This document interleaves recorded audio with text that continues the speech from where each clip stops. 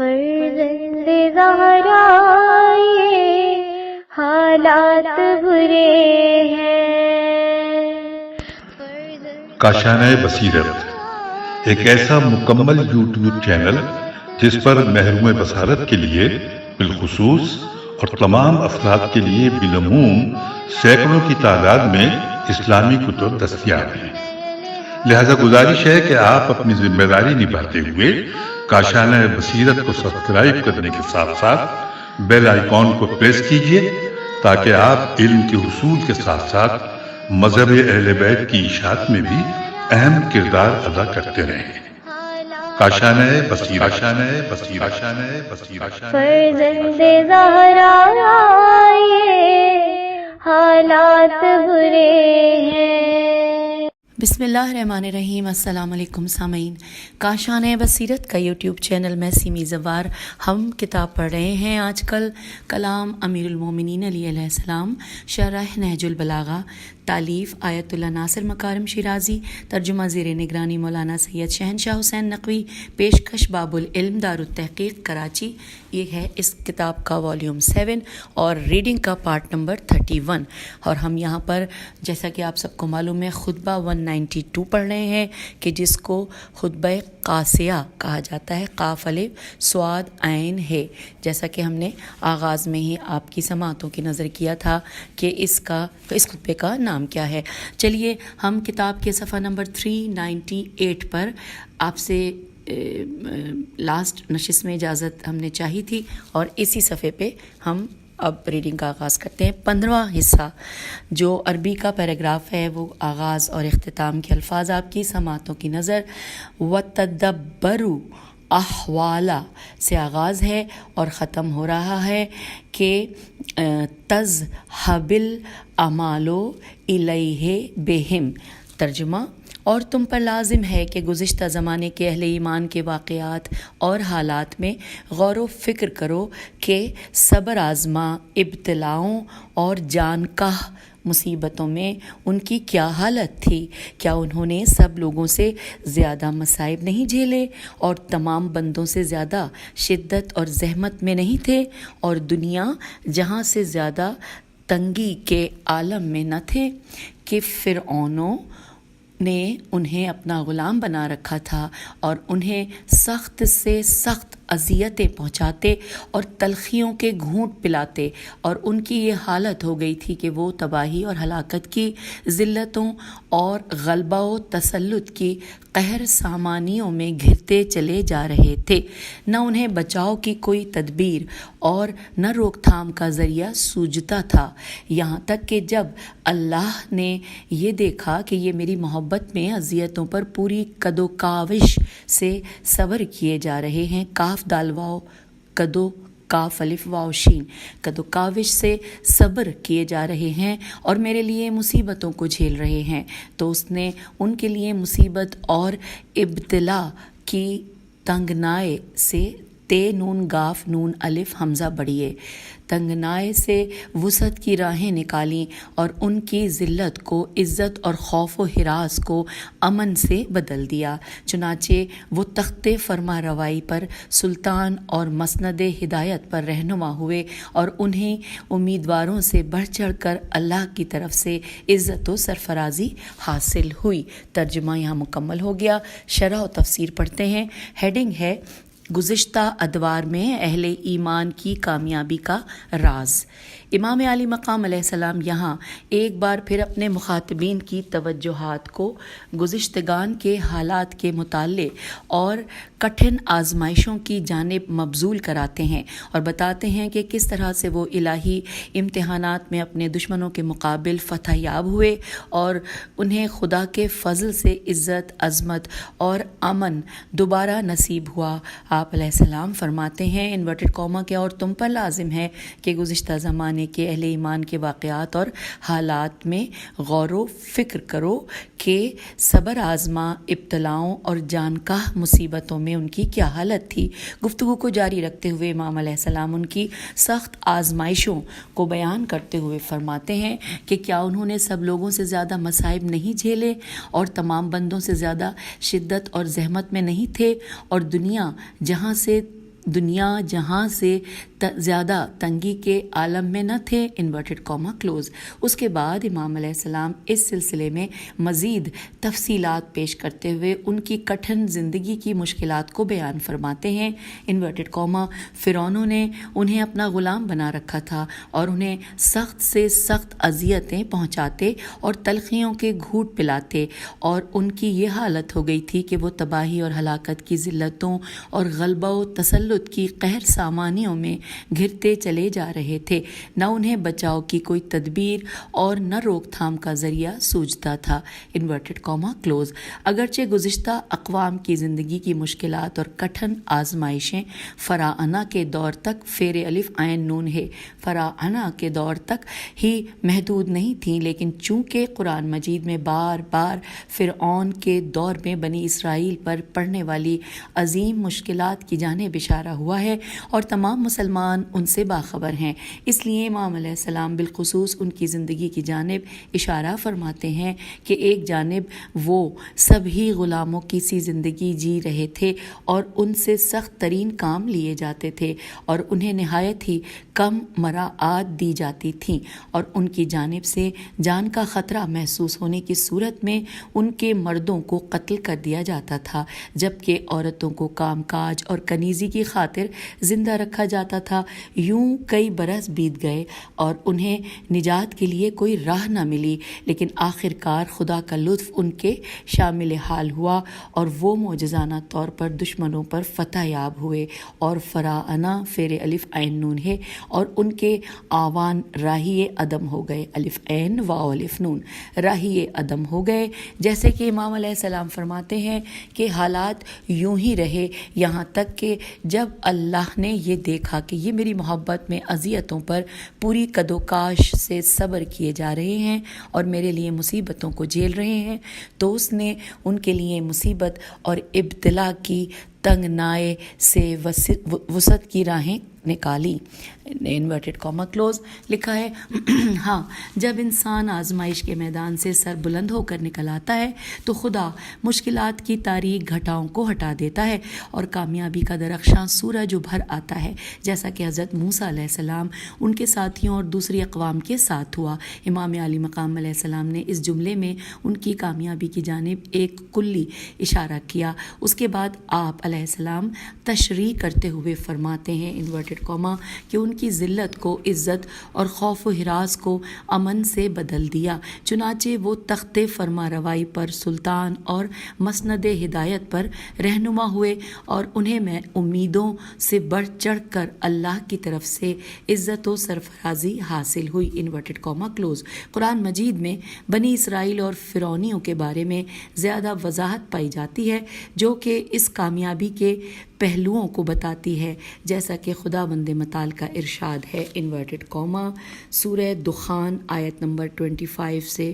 28 تک۔ ترجمہ: وہ لوگ خدا جانے کتنے باغ اور چشمے اور کھیتیاں اور نفیس مکانات اور آرام کی چیزیں جس میں وہ عیش و چین کیا کرتے تھے چھوڑ گئے۔ یوں ہی ہوا اور ہم نے ان تمام چیزوں کا دوسرے لوگوں کو مالک بنایا، انورٹڈ کاما کلوز، سورہ دخان آیت 25-28۔ دوسری جگہ ارشاد ہوتا ہے، اور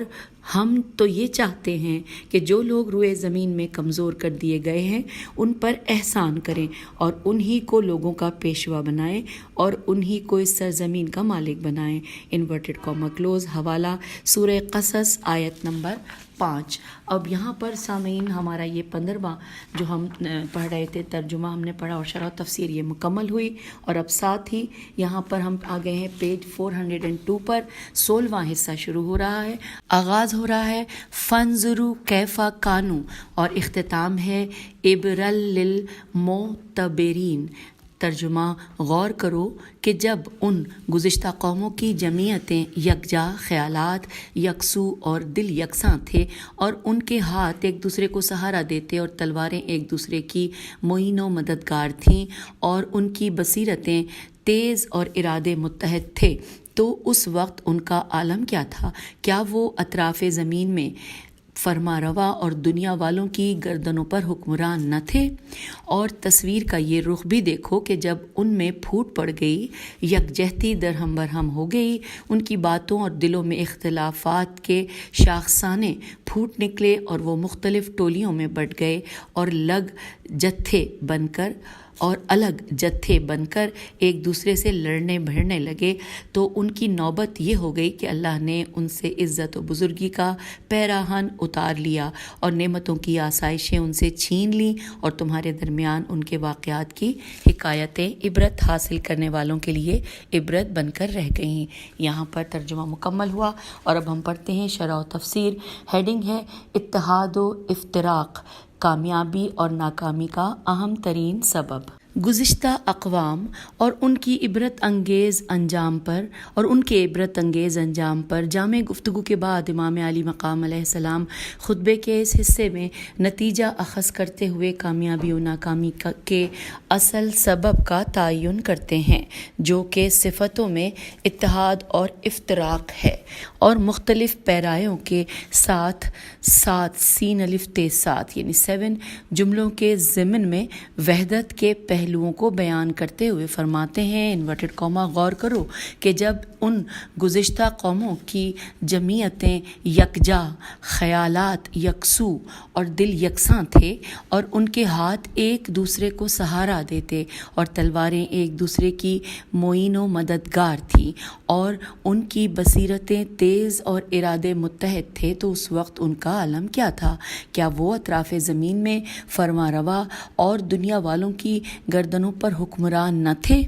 انورٹڈ کاما کلوز۔ امام علیہ السلام نے ان خوبصورت اور پرمعانی جملوں میں اتحاد و اتفاق کو بخوبی بیان کرتے ہوئے اسے سربلندی، حاکمیت اور عظیم قدرت کا باعث جانا ہے۔ چاہتوں میں اتفاق، لائحہ عمل اور ارادوں میں اتفاق، عمل میں اتفاق، صلح، جنگ اور ایک گفتار پر اتفاق، اور زندگی کے تمام میدانوں میں صفوں کے اندر اتحاد۔ اس کی وجہ مکمل طور پر واضح ہے۔ اکیلے فرد میں زیادہ توانائی نہیں ہوتی، اور وہ صحرا میں پڑے ہوئے ایک قطرے کی مانند ہے جو سورج کی پہلی کرن اور ہوا کے چلنے سے بخارات میں تبدیل ہو جاتا ہے، لیکن جب یہی قطرے ایک دوسرے سے جڑ جاتے ہیں تو ٹھاٹیں مارتے ہوئے سمندر میں بدل جاتے ہیں، جو کہ ہر بھلائی اور برکت کا منبع ہو سکتا ہے۔ مکڑی کا جالا اتنا کمزور اور غیر پائیدار ہے کہ باد نسیم کے مقابل نہیں ٹھہر سکتا،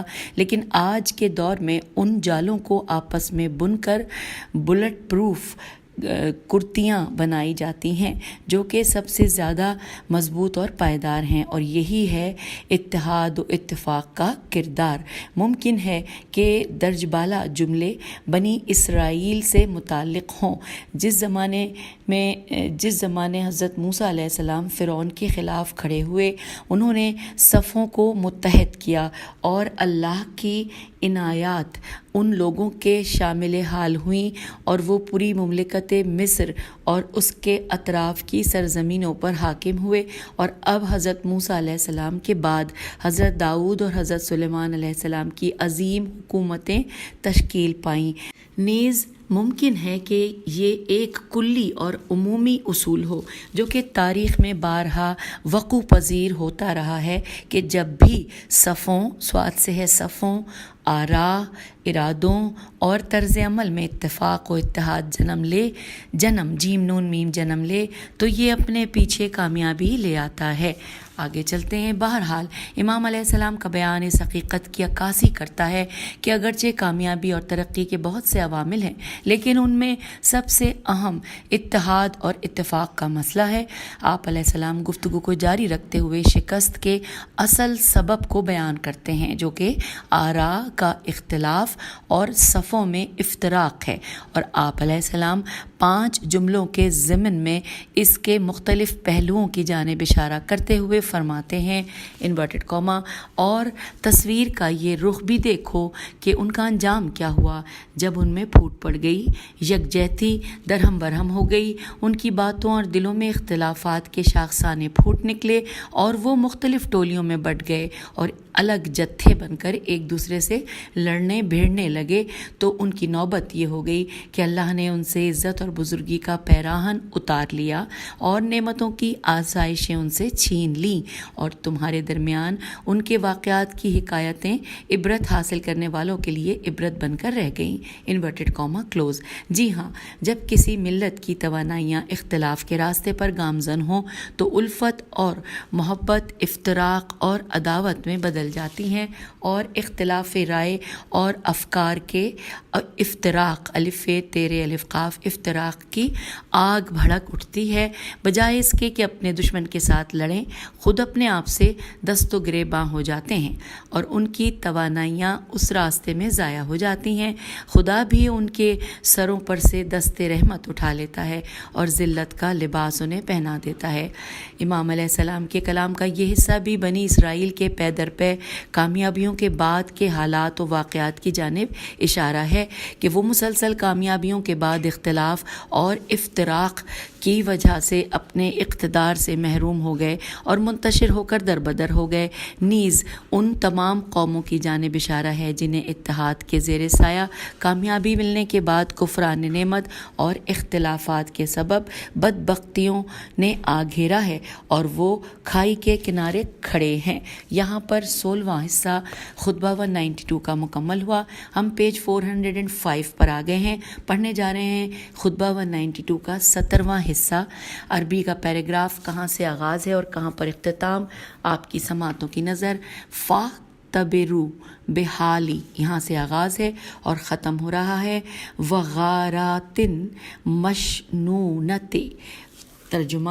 اب ذرا اسماعیل علیہ السلام کی اولاد، اسحاق علیہ السلام کے فرزندوں اور یعقوب علیہ السلام کے بیٹوں کے حالات سے عبرت و نصیحت حاصل کرو۔ حالات کتنے ملتے ہوئے ہیں اور طور طریقے کتنے یکساں ہیں۔ ان کے منتشر و پراگندہ ہو جانے کی صورت میں جو واقعات رونما ہوئے ان میں فکر و تأمل کرو کہ جب شاہان عجم اور سلاطین روم ان پر حکمران تھے، وہ انہیں اطراف عالم کے سبزہ زاروں، عراق کے دریاؤں اور دنیا کی شادابیوں سے خاردار جھاڑیوں، ہواؤں کی بے روک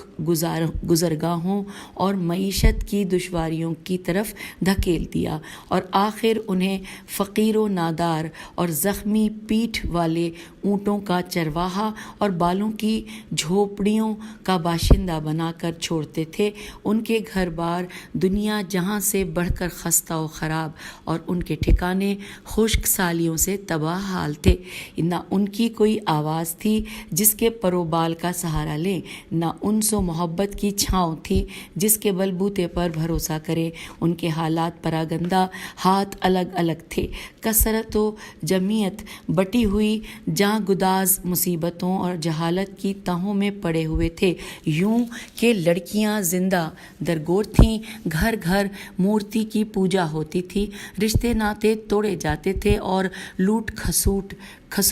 کھسوٹ کا بازار گرم تھا۔ ہم پیج 406 پر آ گئے ہیں اور ترجمہ مکمل کر کے شرح و تفسیر پڑھنے جا رہے ہیں۔ ہیڈنگ ہے اولاد اسماعیل و اسحاق علیہ السلام کے حالات سے عبرت لو۔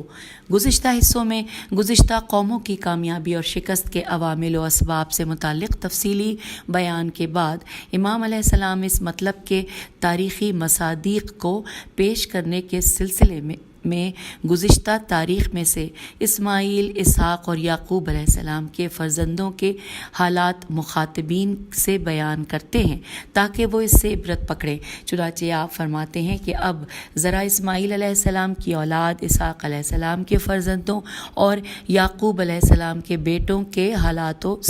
سے عبرت و نصیحت حاصل کرو۔ حالات کتنے ملتے ہوئے ہیں اور طور طریقے کتنے یکساں ہیں۔ Inverted comma close. یوں امام علیہ السلام اپنے مخاطبین کو یہ تجویز دیتے ہیں کہ اپنے حالات کا گزرے ہوئوں کے ساتھ موازنہ کر کے کامیابی اور شکست کے عوامل کو پہچانیں اور شیطان، خواہش نفس، تعصب اور غرور کے جال میں نہ پھنسیں۔ قابل توجہ بات یہ ہے کہ فرزندان ابراہیم علیہ السلام 3 شاخوں میں بٹ گئے۔ ایک شاخ بنی اسماعیل علیہ السلام والوں کی تھی جو کہ پیغمبر اکرم صلی اللہ علیہ وآلہ وسلم کے اجداد تھے، اور دوسرے بنی اسحاق تھے جو کہ 2 شاخوں میں بٹ گئے۔ ان میں سے ایک گروہ فرزندان یعقوب علیہ السلام کا تھا جو بنی اسرائیل کہلائے، اور ایک گروہ فرزندان عیسو، عین یہ سواد واو یہ انورٹڈ کاما میں ورڈ ہے، فرزندان عیسو کا تھا۔ ان کی نسل میں سے ادومی، الف دال واو میم چھوٹی ہے، الف کے ساتھ زیر ہے تو ادومی ہے، اور بریکٹ میں لکھا ہے کہ ادومی ایک طاقتور قوم تھی جو ادوم، الف دال واو میم، ادوم کے علاقے میں جو کہ بحر المیت کے جنوب سے عربستان کے شمال تک پھیلا ہوا ہے رہتے تھے۔ یہاں پہ بریکٹ کلوز ہو گیا۔ لکھا ہے درج بالا جملوں کی تفسیر میں یہ امکان بھی موجود ہے کہ امام علیہ السلام ایک کلی قانون بیان کر رہے ہیں اور فرماتے ہیں انورٹڈ کاما کے تاریخ خود کو دہراتی ہے، اقوام اور ملتوں کو ایک سے حالات کا سامنا ہے جن سے ہر ملت اپنے مقدر کا پتہ لگا سکتی ہے، انورٹڈ کاما کلوز۔ اس کے بعد امام علیہ السلام اس گفتگو کی تشریح کی جانب آتے ہوئے فرماتے ہیں انورٹڈ کاما کہ ان میں فکر و تأمل کرو کہ جب شاہان عجم اور سلاطین روم ان پر حکمران تھے، پھر انہیں اطراف عالم کے سبزہ زاروں، عراق کے دریاؤں اور دنیا کی شادابیوں سے خاردار جھاڑیوں، ہواؤں کی بے روک گزرگاہوں اور معیشت کی دشواریوں کی طرف دھکیل دیا، انورٹڈ کاما کلوز۔ یہ جملے اس جانب اشارہ ہیں کہ ان سے شہری اور دیہی پربرکت زندگی چھین لی گئی اور انہیں بیابانوں کی جانب ہکا دیا اور بے آب و گیاہ علاقوں میں دربدر کر دیا۔ آگے مولا فرماتے ہیں مزید انورٹڈ کاما میں کہ انہیں فقیر و نادار اور زخمی پیٹھ والے اونٹوں کا چرواہا اور بالوں کی جھونپڑیوں کا باشندہ بنا کر چھوڑتے تھے۔ ان کے گھر بار دنیا جہان سے بڑھ کر خستہ و خراب اور ان کے ٹھکانے خشک سالیوں سے تباہ حال تھے۔ نہ ان کی کوئی آواز تھی جس کے بالوں پر کا سہارا لیں، نہ انس و محبت کی چھاؤں تھی جس کے بل بوتے پر بھروسہ کرے، انورٹڈ کاما کلوز۔ اس کے بعد امام عالی مقام علیہ السلام اس حالت کا نتیجہ بیان کرتے ہوئے یوں فرماتے ہیں انورٹڈ کاما کہ ان کے حالات پراگندہ، ہاتھ الگ الگ تھے، کثرت و جمعیت بٹی ہوئی، جاں گداز مصیبتوں اور جہالت کی تہوں میں پڑے ہوئے تھے، یوں کہ لڑکیاں زندہ درگور تھیں، گھر گھر مورتی کی پوجا ہوتی تھی، رشتے ناطے توڑے جا چکے تھے اور لوٹ کھسوٹ کا بازار گرم تھا، انورٹڈ کاما کلوز۔ امام علیہ السلام کے یہ جملے اس جانب اشارہ ہیں کہ آراء اور افکار کا اختلاف و انتشار انسانی معاشرے کے لیے ہمیشہ سخت مصائب کا پیش خیمہ ثابت ہوا ہے، انہی جہالتوں اور نادانی میں انہیں غرق کر دیتا ہے، جیسا کہ عرب کی جاہلیت کی تاریخ بتاتی ہے کہ وہ وحشت ناک اور غیر انسانی اعمال کا ارتکاب کرتے تھے، جن میں سے امام علیہ السلام نے 4 نمونوں کی جانب اشارہ کیا ہے۔ وہ اپنی لڑکیوں کو اپنی عزت کی حفاظت، غیرت کے اظہار یا شرمندگی کو چھپانے کی خاطر زندہ دفن کر دیا کرتے تھے، اور جن پتھروں اور لکڑیوں کو خود تراشا ہوتا تھا پوجتے تھے۔ ہر قبیلے کا مخصوص بت ہوا کرتا تھا۔ قریش، بنی کنانہ، اوس اور خزرج منات انورٹڈ کاما میں منات کو پوجتے تھے۔ بنی ثقیف سے قافیے پہ بنی ثقیف لات و عزا، یہ انورٹڈ کاما میں ہے، لات و عزا، عین زے پہ تشدید ہے، چھوٹی ہے اور پھر کھڑا الف کو، اور حزیل ہے واو زے ہے پہ پیش ہے زال یہ لے حزیل، انورٹڈ کاما میں ہے سوا سین پہ پیش سین واو الف عین، سوا کو قبیلہ بنی کلیب، ود واو پہ پیش ہے اور دال پہ تشدید ہے، یہ بھی انورٹڈ کاما میں ہے۔ تو بنی کلیب جو ہیں وہ ود کو اور دوسرے قبیلے مختلف بتوں کو پوجتے تھے۔ حبل ہبل، ہے بے لام، ہے پہ پیش ہے، بے پہ زبر، ہبل نامی بت عظیم بت کے طور پر کعبے میں نصب کیا گیا تھا، اور اصاف الف سین الف فے، اصاف اور نائلہ نامی 2 بت صفا و مروہ پر تھے، اور لوگ ان تینوں بتوں کے سامنے تعظیم بجا لاتے تھے، اور خانہ کعبہ جو کہ توحید کا مرکز تھا ایک بڑے بت خانے میں تبدیل ہو گیا تھا۔ پھر لکھا ہے کہ امام علیہ السلام کے کلام میں لفظ قطع رحمی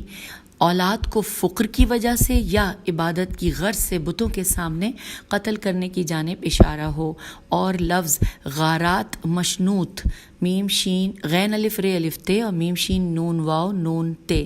غارات مشنونت زمانہ جاہلیت میں بے بنیاد بہانوں پر مبنی لڑی جانے والی جنگوں کی جانب اشارہ ہے، اور بعض مورخوں کے مطابق ان جنگوں کی آگ کبھی سرد نہیں ہوتی تھی، یہاں تک کہ اسلام نے ظہور کیا اور قبائلی جنگوں، بے گناہ بچوں کے قتل اور بتوں کی پوجا کا خاتمہ کر دیا۔ یہ ان افراد کی سرگزشت ہے جنہوں نے اتحاد کی ڈور کو توڑ ڈالا اور انتشار اور نفاق کی جانب اپنا رخ موڑا، اور ہر قوم و ملت کی اپنی مخصوص سرگزشت ہوتی ہے اور زمانہ جاہلیت ہی سے مخصوص نہیں ہے۔ اور اب آئیے شرح و تفسیر مکمل ہے، اب ہم پڑھتے ہیں نکتہ، اور یہاں پر ہیڈنگ ہے قطرہ اور سمندر۔ لکھا ہے آپ نے شاید یہ بات کئی مرتبہ سنی ہو کہ بارش کے قطرے تنہا کوئی قدرت اور طاقت نہیں رکھتے، مگر یہی قطرے جب ایک دوسرے سے جڑ جائیں اور ایک عظیم نہر کی صورت اختیار کر لیں تو بڑے سے بڑے کام انجام دے سکتے ہیں۔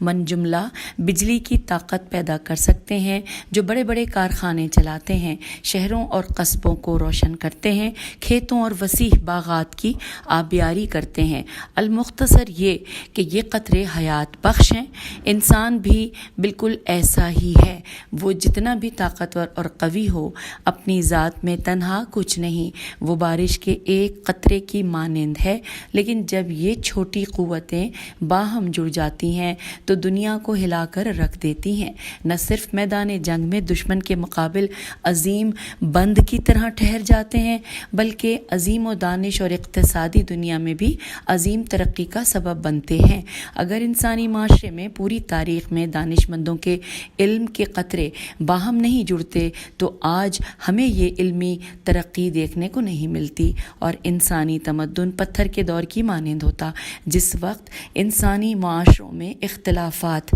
سر اٹھانے لگیں تو فقط ترقی حاصل نہ ہوگی